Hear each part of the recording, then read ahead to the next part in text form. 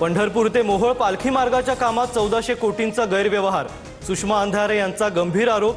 भाजप पदाधिकारी रमेश मानेंना भूसंपादनाचा 4 वेळा लाभ मिळाला असाही दावा।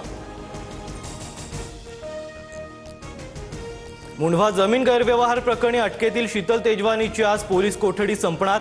आर्थिक गुन्हे शाखेने अटक केल्यानंतर पुणे सत्र न्यायालयाकडून कोठडी।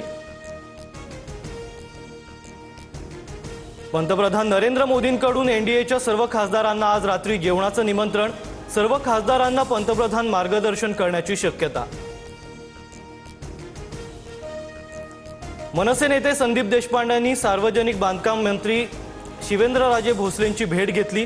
पीडब्ल्यूडी मध्ये भ्रष्टाचाराचे देशपांडेंचे आरोप, कारवाई करण्याची मागणी। बच्चू कडू विरोधातील अजामीनपत्र वॉरंट नागपूर सेशन कोर्टाकडून रद्द।